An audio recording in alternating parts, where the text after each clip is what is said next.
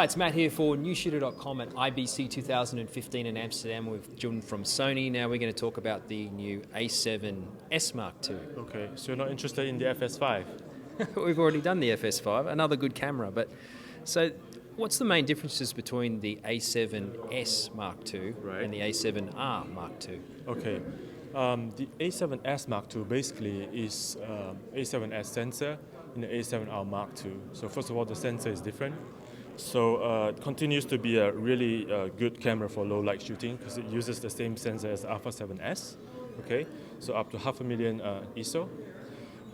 But it's kind of same as the A7R Mark II because it has the image stabilizer inside. It's the same body essentially as the A7R Mark II. So you get a lock button to lock your dial here.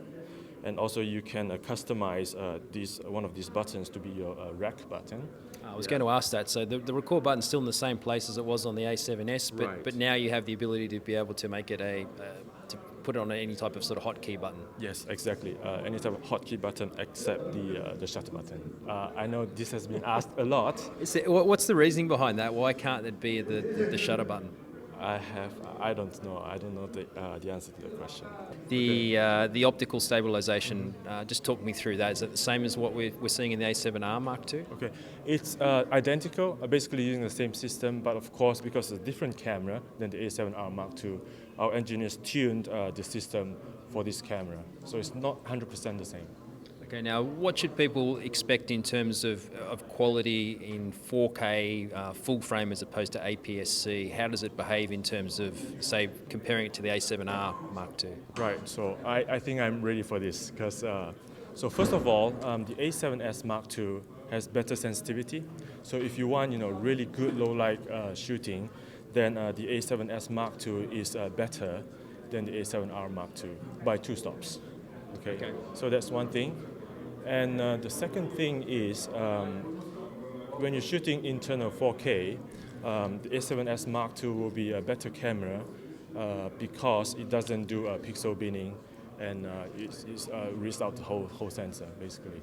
Also, now in the camera, compared to the original A7s, you get a function called the gamma.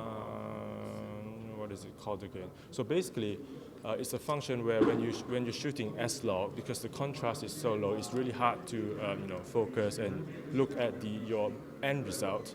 So there's a function here for you to look at the S-log image as if it is a kind of a LUT. So it's like not a LUT, but it will let you see the so-called end result. So in terms of potential pitfalls, in rolling shutter and overheating problems when recording 4K, what are we looking at there? Well, that's a really good question. I think it will be quite identical with the A7R Mark II. Yeah. In terms of recording bit rates, it's capped at 100 megabits per second when recording 4K. Yes. What's the rationale behind that? Well, the reason, very simple reason, is because this camera records in XAVCS, and the format limit is 100 megabps. That's why we have 100 and not 200, 400, or 600. In the original A7s, some people were sort of complaining that the base ISO when you were shooting S-Log 2 was 3200. It wasn't sort of low enough. That's been changed on this camera? Yes, in fact, when shooting in S-Log 3, the base ISO becomes 1600. Okay, so this camera features S-Log 3 and S-Log 2, or just S-Log 3 now? Both, S-Log 2 and S-Log 3. Okay, and what are the advantages of going with S-Log 3 as opposed to S-Log 2? Well, a lot of people say S-Log 3 is closer to film, that's one thing. And also, you get more dynamic range in the shadow area compared to S-Log 2. So we recommend people, if they want more, higher priority in the shadow area, to shoot in S-Log 3, and if they want more priority in the highlights area, then shoot in S-Log 2. And is S-Log 3 offering any more dynamic range than S-Log 2 was previously on the A7s?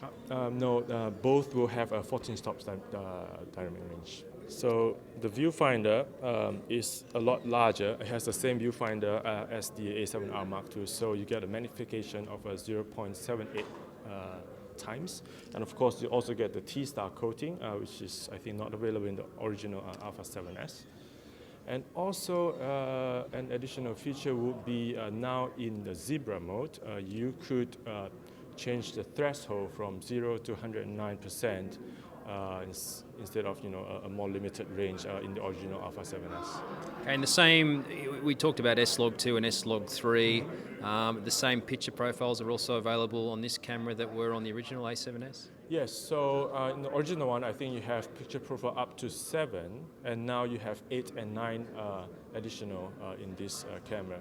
So you have S-Log3, and then you also have the S-Gamut 3 dot cine in this camera. In terms of pricing and availability for this camera?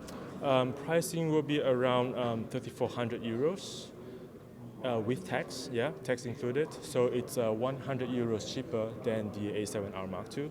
And availability, we are looking at around November.